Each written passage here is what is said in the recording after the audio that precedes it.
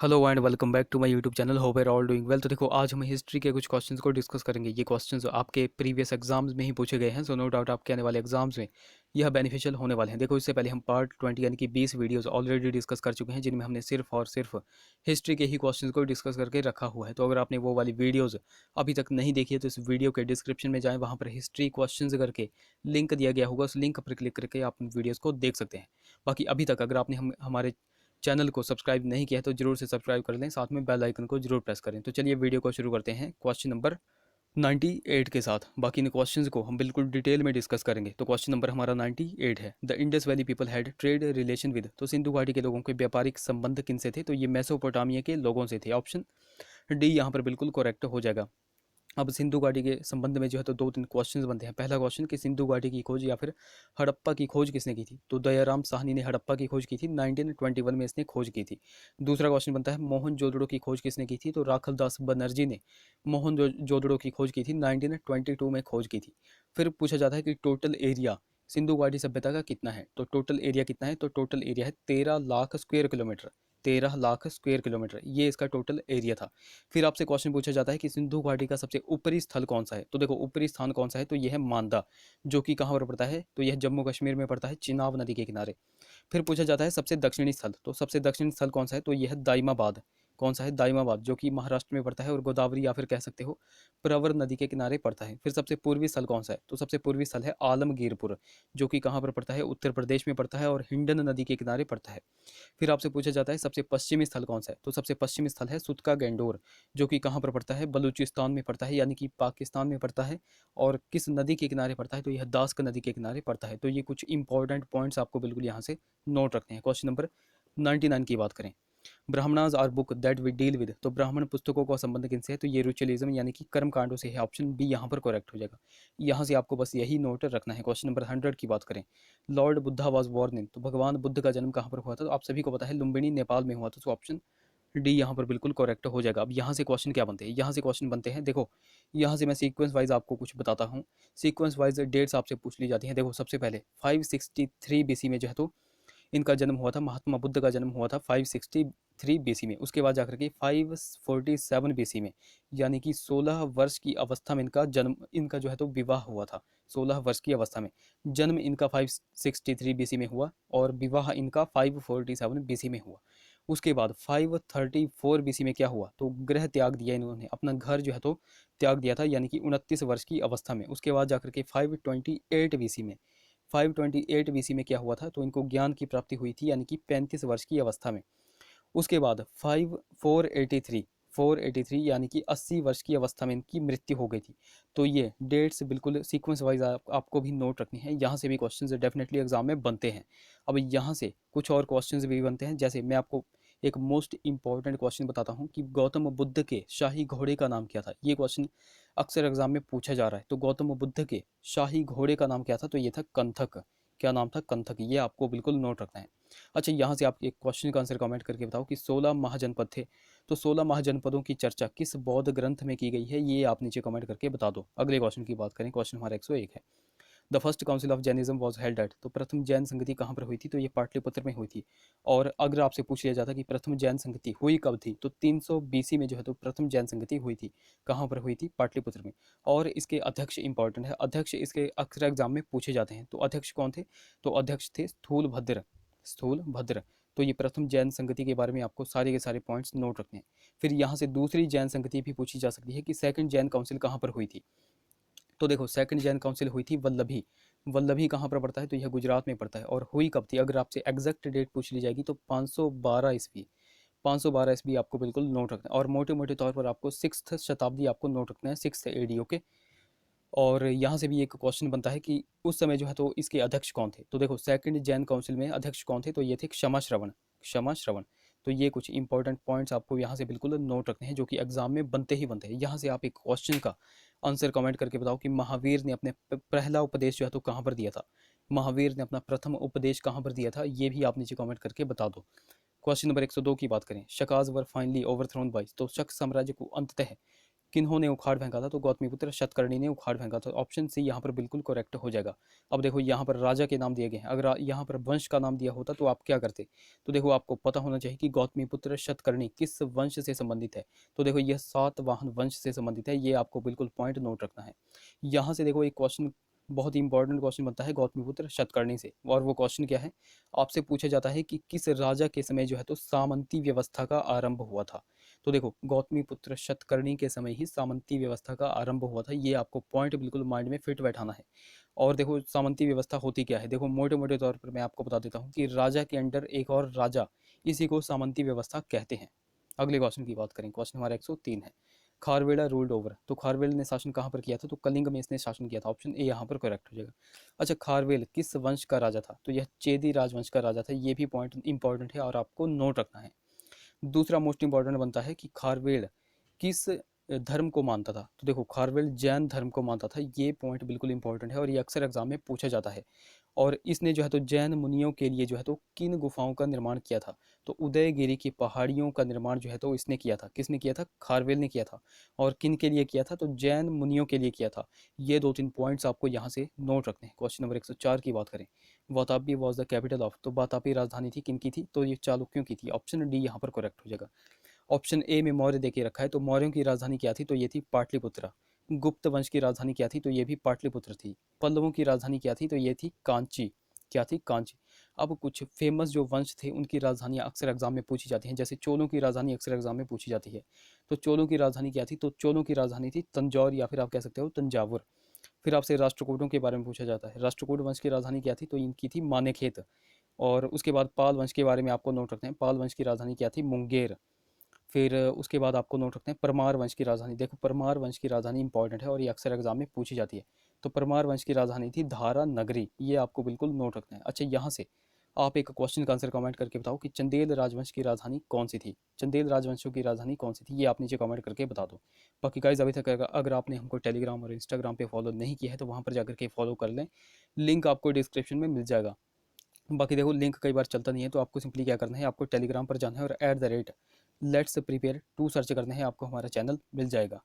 अगले क्वेश्चन की बात करें, market control was first introduced in medieval India by, तो बाजार नियंत्रण मध्यकालीन भारत में प्रथम बार किसके द्वारा लाया गया था? तो ये अलाउद्दीन खिलजी के द्वारा लाया गया था। ऑप्शन ए यहाँ पर बिल्कुल करेक्ट हो जाएगा। देखो अलाउद्दीन खिलजी से बहुत ही सारे क्वेश्चंस बनते हैं और मोस्ट इंपॉर्टेंट क्वेश्चन बनते हैं। देखो 1296 ईस्वी में यह दिल्ली की गद्दी पर बैठा था। पहले तो आपको ये नोट रखना है, इसका बचपन का नाम क्या था? इसके बचपन का नाम अली गुरशास्प था।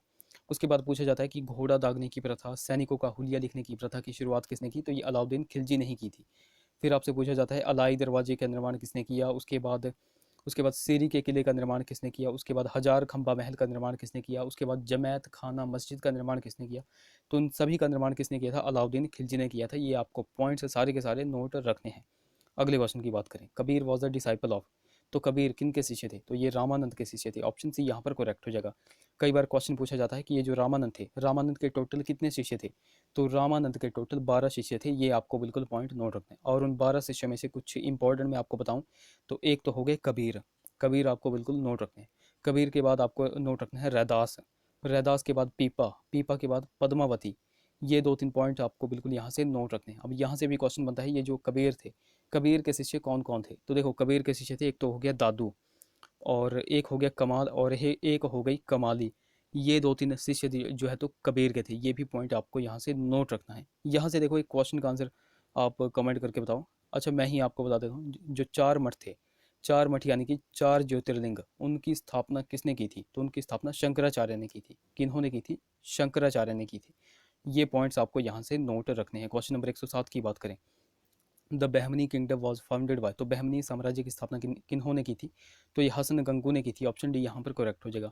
और कब की थी? ये भी क्वेश्चन बहुत बार बनता है। तो 1347 ईस्वी में बहमनी साम्राज्य की स्थापना हसन गंगू ने की थी। और एक और क्वेश्चन जो कि मोस्ट इंपॉर्टेंट क्वेश्चन बनता है, क्या क्वेश्चन बनता है कि जब हसन गंगू ने बहमनी साम्राज्य की स्थापना की, उस समय दिल्ली पर किन का शासन चल रहा था? तो उस समय देखो दिल्ली पर किन का शासन चल रहा था? तो तुगलक वंश का शासन चल रहा था। और राजा कौन था उस समय? तो राजा था मोहम्मद बिन तुगलक, मोहम्मद बिन तुगलक। ये आपको बिल्कुल पॉइंट नोट रखना है। बाकी बहमनी साम्राज्य की राजधानी भी अक्सर एग्जाम में पूछी जाती है, तो उनकी राजधानी क्या थी? गुलबर्गा इनकी राजधानी थी। ये सारे के सारे पॉइंट्स आपको नोट रखने हैं। बाकी गाइज अगर आपको वीडियो अच्छी लग रही होगी, हेल्पफुल लग रही होगी, तो जरूर से इस वीडियो को लाइक कर दें। The birth place of Guru Govind Singh is, तो गुरु गोविंद सिंह का जन्म स्थान कहाँ पर था, तो ये पटना में था। ऑप्शन डी यहाँ पर बिल्कुल करेक्ट हो जाएगा, पटना में इनका जन्म स्थान था। अब यहाँ से भी बहुत सारे क्वेश्चंस बनते हैं। देखो सबसे मोस्ट इंपॉर्टेंट क्वेश्चन मैं आपको बताता हूँ, भगानी साहब का युद्ध। भगानी साहब का युद्ध कब हुआ था, ये आप सभी को पता है, 1686 1686 में हुआ था। बट आपको ये पता नहीं है, अगर आपसे क्वेश्चन पूछा जाएगा कि भगानी साहब का युद्ध कब तक लड़ा गया, तो देखो भगानी साहब का युद्ध 1686 में स्टार्ट हुआ था और 1688 तक यह लड़ा गया था। ये पॉइंट देखो यहाँ से आपको नोट रखना है। और किन किन के बीच में हुआ था, तो गुरु गोविंद सिंह और बिलासपुर के राजा भीमचंद के बीच में यह युद्ध हुआ था। और जीता कौन था, किसकी जो है तो जीत हुई थी, तो गुरु गोविंद सिंह की यहाँ पर जीत हुई थी। अगले क्वेश्चन की बात करें, who installed the chain of justice, तो न्याय की जंजीर किसके द्वारा स्थापित की गई थी, जहांगीर के द्वारा स्थापित की गई थी। ऑप्शन सी यहाँ पर बिल्कुल करेक्ट हो जाएगा। अब यहाँ से भी क्वेश्चन बनते हैं। ये जो जहांगीर था, इन्होंने जो है तो सिखों के कौन से नंबर के गुरु और किस गुरु को जो है तो फांसी दी थी, तो देखो 5वें नंबर के गुरु अर्जुन देव को इन्होंने फांसी दी थी, किन्होंने, जहांगीर ने। और यहाँ से भी ये क्वेश्चन आपको बिल्कुल नोट रखना है कि 9वें गुरु यानी कि तेग बहादुर को फांसी किसने दी थी, तो उन तेग बहादुर को फांसी दी थी औरंगजेब ने। ओके, ये 2 पॉइंट यहाँ से आपको नोट रखने हैं। अब यहाँ से देखो एक क्वेश्चन, मोस्ट इंपॉर्टेंट क्वेश्चन मैं आपको बताता हूँ। देखो यहाँ से पूछा जाता है कि जहांगीर के शासनकाल में किन को जो है तो उच्च पद प्राप्त हुए थे। तो देखो आपके सामने ऑप्शंस दे दिए जाएंगे कि ऑप्शन ए में आपको फारसी दे दिया जाएगा, ऑप्शन बी में आपको इंडियन दे दिया जाएगा कि भारतीयों को दिए गए थे, ऑप्शन सी में आपको अफगानियों को दे दिया जाएगा, और ऑप्शन डी में आपको दिया जाएगा ईरानियों को। देखो क्वेश्चन क्या था, क्वेश्चन मैंने आपको बताया कि जहांगीर के शासनकाल में किनको उच्च पद प्राप्त हुए थे, तो आपको बिल्कुल नोट रखना है कि ईरानियों को उच्च पद प्राप्त हुए थे। किनको हुए थे, ईरानियों को उच्च पद प्राप्त हुए थे। ये क्वेश्चन देखो बहुत बार एग्जाम में बन रहा है, तो ये आपको बिल्कुल यहाँ से नोट रखना है। यहाँ से आप एक क्वेश्चन का आंसर कमेंट करके बताओ कि जहांगीर ने कब कांगड़ा फोर्ट को कैप्चर किया और कब किले के अंदर मस्जिद बनाई थी, ये आप नीचे कमेंट करके बता दो। अगले क्वेश्चन की बात करें, the sea route to India was discovered in, तो भारत के लिए समुद्री मार्ग की खोज किसने की थी, तो ये पुर्तगाली यात्री था वास्को डी गामा। उसने 1498 ईस्वी में जो है तो भारत के लिए समुद्री मार्ग की खोज की थी। सो ऑप्शन बी यहाँ पर बिल्कुल करेक्ट हो जाएगा। अगले क्वेश्चन की बात करें, क्वेश्चन नंबर हमारा 111 है, red fort of Delhi was built by, तो दिल्ली का लाल किला किन के द्वारा बनवाया गया था, तो दिल्ली का लाल किला शाहजहां के द्वारा बनवाया गया था। सो ऑप्शन डी यहाँ पर बिल्कुल करेक्ट हो जाएगा। शाहजहां ने दिल्ली का लाल किला बनाया था। शाहजहां के बारे में आपको एक पॉइंट नोट रखना है कि किसके शासनकाल को स्थापत्य कला का स्वर्ण युग कहा जाता है, स्थापत्य कला का स्वर्ण युग कहा जाता है। तो शाहजहां के शासनकाल को स्थापत्य कला का स्वर्ण युग कहा जाता है। एक और पॉइंट आपको नोट रखना है, चित्रकला का स्वर्ण युग किसके शासनकाल को कहा जाता है, तो यह जो है तो जहांगीर के शासनकाल को चित्रकला का स्वर्ण युग कहा जाता है। ये दो तीन पॉइंट्स आपको यहाँ से नोट रखने हैं। क्वेश्चन नंबर 112 की बात करें, Tulsidas was a contemporary of, तो तुलसीदास किन के समकालीन थे, तो यह अकबर के समकालीन थे। ऑप्शन डी यहाँ पर करेक्ट हो जाएगा। अब इसी से रिलेटेड एक और क्वेश्चन बनता है कि भक्त तुकाराम किन के समकालीन थे, जो कि मोस्ट इंपॉर्टेंट क्वेश्चन है और अक्सर एग्जाम में पूछा जा रहा है। तो भक्त तुकाराम जो है तो जहांगीर के समकालीन थे। ये भी पॉइंट आपको यहाँ से नोट रखना है। क्वेश्चन नंबर 113 की बात करें, Gandhi ji is first in India was a connection with, तो भारत में गांधी जी का प्रथम अनशन किससे संबंधित था, तो प्रथम अनशन अहमदाबाद के मिल मजदूरों की हड़ताल से संबंधित था, जो कि 1918 में हुआ था। ओके, ऑप्शन डी यहाँ पर बिल्कुल करेक्ट हो जाएगा। यहाँ से बस आपको यही नोट रखना है। अगले क्वेश्चन की बात करें, Muslim League first demanded partition of Indian which year, तो मुस्लिम लीग ने पहली बार भारत के विभाजन की मांग जो है तो किस वर्ष की थी, 1940 में की थी। और किसके नेतृत्व में की थी, तो मोहम्मद अली जिन्ना के नेतृत्व में की थी। ये पॉइंट आपको यहाँ से नोट रखना है। एक और क्वेश्चन यहाँ से बनता है कि अलग मुस्लिम भारत के निर्माण का प्रस्ताव सबसे पहले किसने रखा था, तो किसने रखा था, तो ये रखा था मोहम्मद इकबाल ने। किसने रखा था, मोहम्मद इकबाल ने। और कब रखा था, तो 1930 में रखा था। ये 2 पॉइंट आपको यहाँ से नोट रखने हैं। क्वेश्चन नंबर 115 की बात करें, the doctrine of lapse was introduced by, तो हड़प नीति किसके द्वारा लाई गई थी, तो यह लॉर्ड डलहौजी के द्वारा लाई गई थी। ऑप्शन सी यहाँ पर करेक्ट हो जाएगा। यहाँ से आपसे क्वेश्चन पूछा जा सकता है कि हड़प नीति कब लाई गई थी। अब देखो यहाँ पर पूछा गया है कि किसके द्वारा लाई गई थी, लॉर्ड डलहौजी। अगर आपसे पूछा जाता है कि हड़प नीति कब लाई गई थी, तो आपको नोट रखना है 1847 या फिर आप कह सकते हो 1848, या इस समय जो है तो हड़प नीति लाई गई थी। यहाँ से एक और क्वेश्चन बनता है कि हड़प नीति को कब एबोलिश यानी कि खत्म किया गया, तो 1859 में इसको जो है तो खत्म किया गया था। ये 2-3 पॉइंट्स आपको नोट रखने हैं, ये बहुत ही ज़्यादा इंपॉर्टेंट है। अगले क्वेश्चन की बात करें, क्वेश्चन हमारा 116 है, जो कि हमारा सेकंड लास्ट क्वेश्चन है। The author of Hind Swaraj was, तो हिंद स्वराज के लेखक कौन है, तो ये है महात्मा गांधी। ऑप्शन ए यहाँ पर करेक्ट हो जाएगा। अब महात्मा गांधी ने बहुत सी पुस्तकें या फिर आप कह सकते हो बहुत सी समाचार पत्रिकाएं जो है तो प्रकाशित की थी, तो मैं आपको बिल्कुल सिंपल से यहाँ पर नाम बता देता हूँ, जैसे यंग इंडिया हो गई, नवजीवन हो गई, द इंडियन ओपिनियन हो गई, हरिजन हो गई, माई एक्सपेरिमेंट विद ट्रुथ हो गई। तो ये सारी की सारी महात्मा गांधी की पुस्तकें हैं। यहाँ से आप एक क्वेश्चन का आंसर कमेंट करके बताओ, इंडिया विंस फ्रीडम ये किसने लिखी है? इंडिया विंस फ्रीडम ये पुस्तक किसने लिखी है? ये बहुत बार एग्जाम में बनती है और मोस्ट इंपॉर्टेंट बुक्स है। इंडिया विंस फ्रीडम यह पुस्तक किसने लिखी है? ये आप नीचे कमेंट करके बता दो।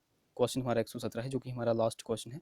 The Cripps mission visited India during the reign of regime of. Cripps mission किसके कार्यकाल में भारत आया था? तो यह लॉर्ड लिनलिथगो के शासनकाल में भारत आया था। ऑप्शन ए यहाँ पर करेक्ट हो जाएगा। यहाँ से आपको पॉइंट नोट रखना है कि क्रिप्स मिशन इंडिया को जो है तो कब निकला था? तो देखो 9 मार्च 1942 को क्रिप्स मिशन भारत के लिए रवाना हुआ था। और यह भारत पहुंचा कब था? तो भारत यह 22 मार्च को पहुंचा था। ये 2 पॉइंट आपको नोट रखने हैं, यहाँ से भी एग्जाम में कन्फ्यूजन पैदा किया जाता है। ओके, तो देखो गाइस, ये थे हमारे कुछ क्वेश्चंस। आई होप वीडियो आपको इन्फॉर्मेटिव लगी होगी। अगर वीडियो अच्छी लगी है तो जरूर से इसे लाइक करें, शेयर करें, चैनल को सब्सक्राइब करें, साथ में बेल आइकन को जरूर दबाएं। तो चलिए मिलते हैं अगली वीडियो में। Till then take care.